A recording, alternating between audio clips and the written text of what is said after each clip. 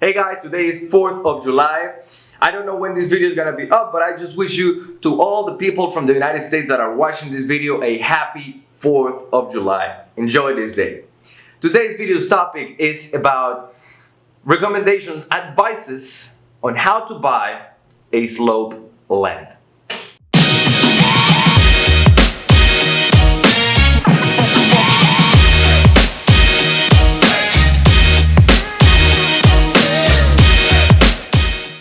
I'm gonna be honest with you, this video started as I wasn't gonna talk about slope lands. I was gonna talk about mountain houses. A year ago I did a video about essential tips for beach houses, and then I wanted to make a part 2 about mountain houses. But probably while you're having a mountain house, you're thinking and you're getting along and you're contacting architects, so those people could give you an idea. My videos, especially for the people that are in the process of buying a land. Here in Boquete, there are many slope lands, so this video will suit perfectly for people that wants to move to Boquete, one of the best places in the world for everybody, basically. So let's first define what's a slope land. Obviously, a slope land is a land with a certain variation on the topography. You might have access to your slope land from the top or from the bottom. And this is my first recommendation. If you are looking for a land that's sloped and you're arriving up from the bottom of the slope, you must assure yourself that your land has no more than 20% of steepness on the slope. Why do I say this?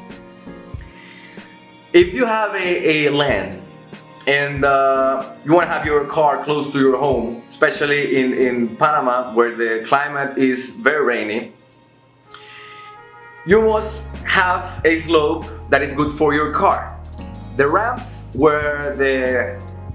that the car uses has a 20% inclination for the car to ride. You could have a more steeper ramp or land, but it's just gonna get uncomfortable. If you are considering on an option with a steeper land, you must stretch the length of your road. I'm gonna put here an example of a highway in I don't know if it's in Austria or Switzerland, but this is just to illustrate the point on how they manage to make a road in a very, very steep land. Basically, that's it.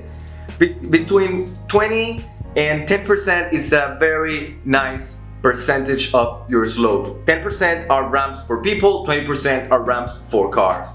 And it would be a shame that you buy a lot that's a very long lot, and you must have to put your house at the beginning of your slope because your car could not get in, or you cannot afford a longer road path for your car. So how to calculate the slope percentage? Super easy. Every 10 meters you go up 1 meter. That's a 10% slope. If every 10 meters you go up 2 meters, that's a 20% slope.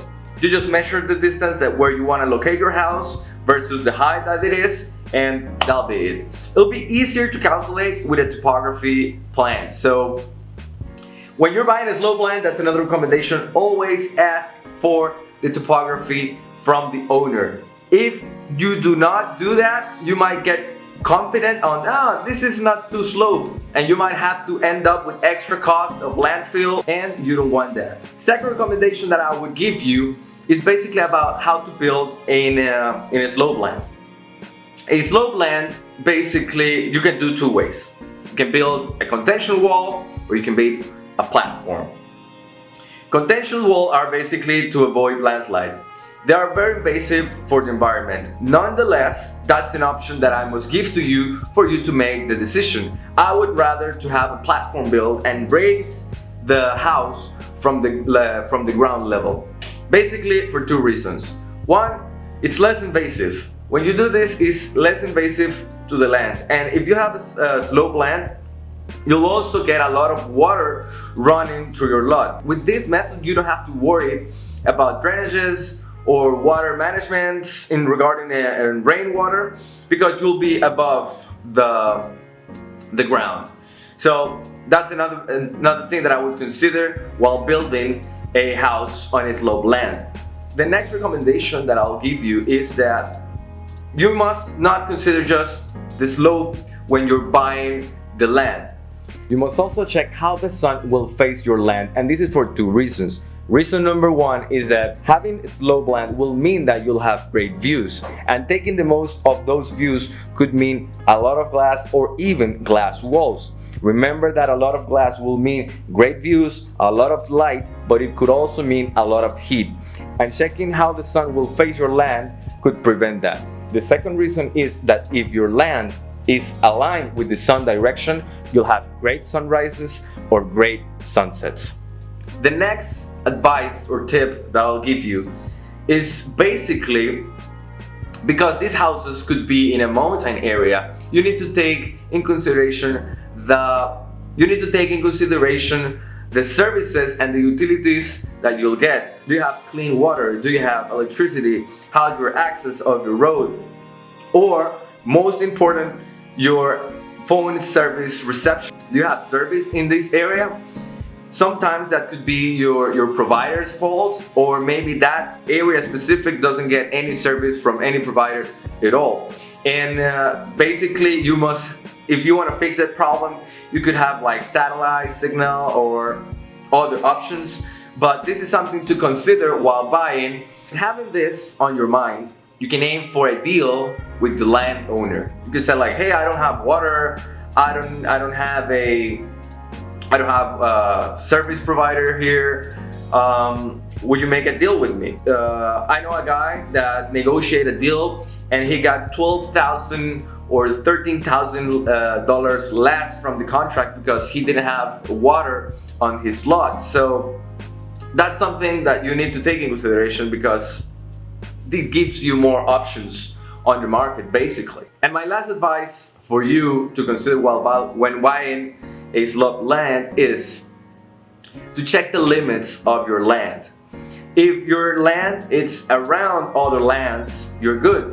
But if you are at the border of a cliff, you must be sure that your house, where you will be locating your house, will have a longer distance than 30 meters from the cliff. Why do I say this? Obviously, the risk of a landslide is always there, but the 30-meter gap is the measurement that the municipality will take in consideration when they are inspecting your lot to get the construction permit. So I've seen people buying lots close up. By the way, this also applies for rivers, but we'll get to that in another video.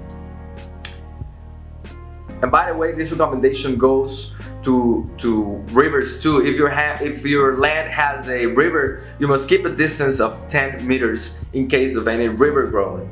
So again, back again with the slope lands.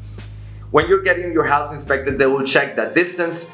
That is the safe distance for you to locate your house, and just respect that. I mean, it's something that I would not mess with. And I've seen people buying lots and they wanted to have a cliffed house, like right on the cliff.